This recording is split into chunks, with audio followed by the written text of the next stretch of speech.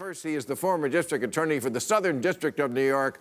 He hosts the Cafe podcast. Stay tuned with Preet Bharara. Yes, sir. Hello, sir. How are you? Great to meet you. Good to meet you. Good to have you. All right. Such a silly monologue, such a serious person. I enjoyed the monologue very much. Oh, wow. I can't say those things. No, you can't. Well, you can on now HBO. I can. Yes, yes. Now you can. You're free from. You had a big job. You were the U.S. Attorney for New York. I always say the U.S. Attorney is a little like the senators of the justice system. There's about 100, right?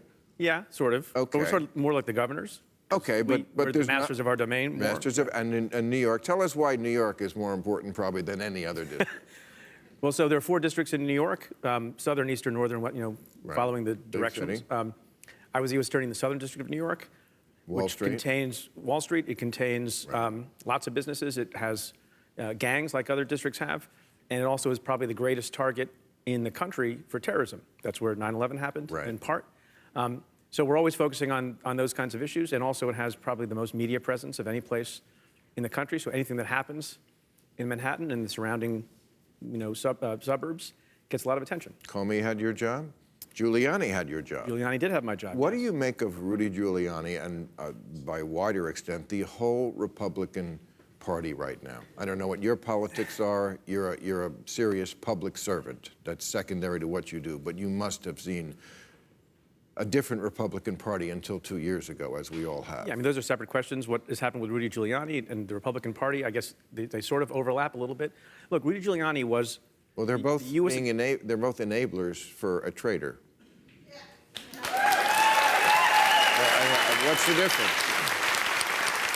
Well, Giuliani is supposed to be a professional lawyer, and for 6.5 years, I did it for 7.5, he did it for 6.5 years, was the U.S. Attorney in Manhattan for the Southern District of New York. Had a great reputation. Some people thought he went too far in some cases, but he was a trial lawyer by training and understood what integrity, I think, in speaking about cases in court and outside of court meant generally. But some of the things that he's saying, just viewing him as a former colleague, and he was very nice to me when I took the job. I had dinner with him to get some advice from him.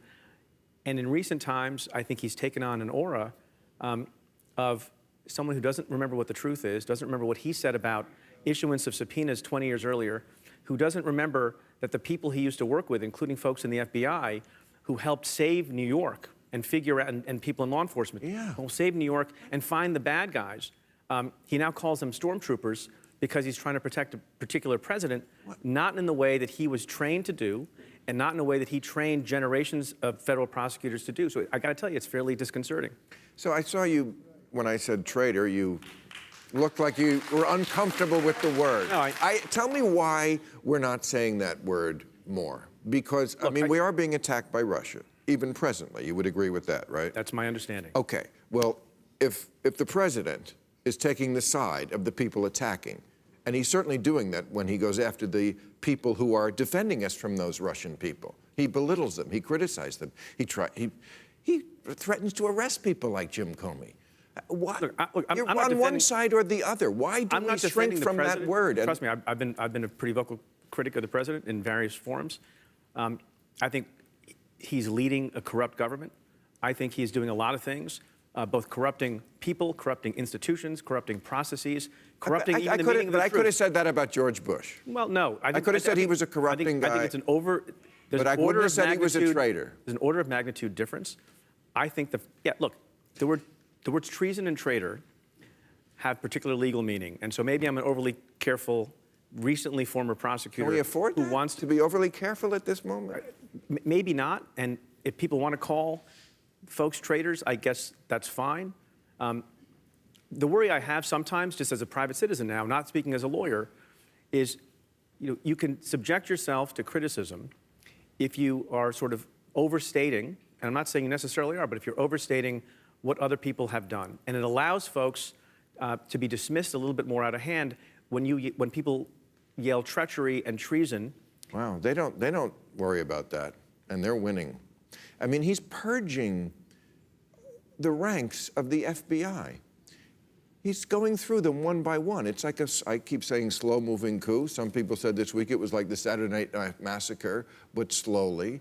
he's slowly going through the ranks. I mean, he got rid of, I think, I saw 7 of the 8 people that Jim Comey had in his office to corroborate, as corroborating witnesses, what Comey was telling them about his meetings with Donald Trump. What would your office look like if 7 of your 8 top guys were gone? It would still be pretty good, actually. Really? Yeah, because you know what? So that's a deep, deep state you got.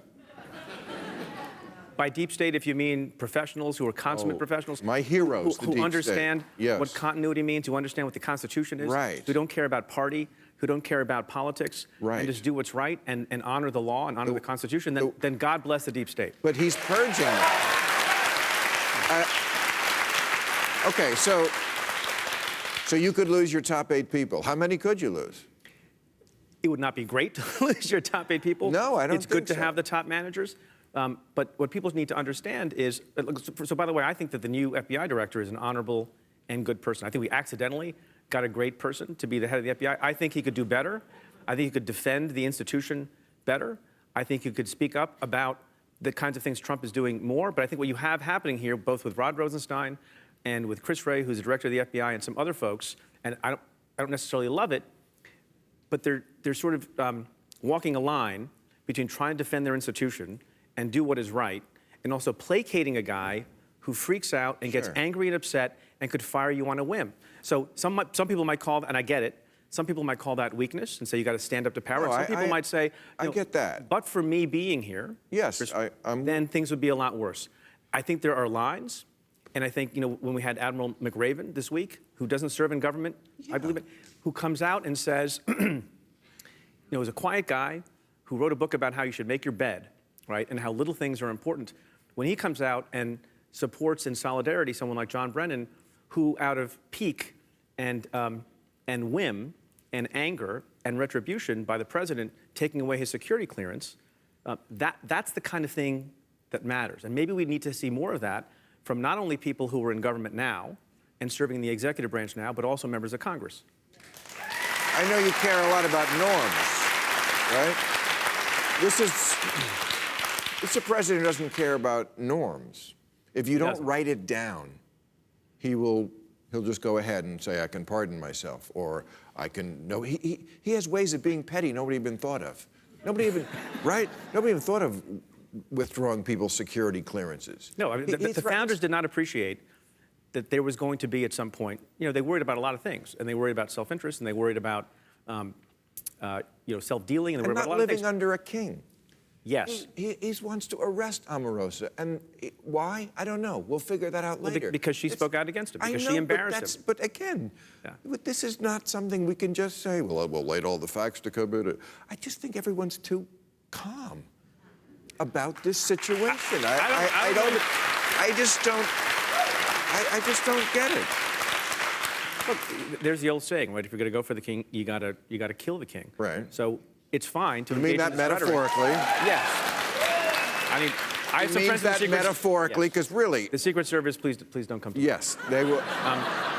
Because they will do that, because they're crazy. Well, I used to work with the Secret Service, and they're not all crazy, but. Not them, look, But look, the rhetoric is fine, and I think there's an important role. I'm a private citizen now, and I talk about these things. You talk about these things. There's an important role for anyone in the public sphere who has a microphone to talk about these things. But the people who are going to make, a difference other than at the ballot box, which is probably the most important thing, so not to, downplay that. But the Mueller investigation, Bob Mueller can't stand up and say treason in an interview. He's got to collect the facts. He doesn't say anything in an interview. Yes, that's good. the point. It's up to the Democrats. Rudy Giuliani's on TV every day. They get their story out, but we don't get our story out. Yeah, but does anyone listen to what Rudy Giuliani says about? Unfortunately, they do.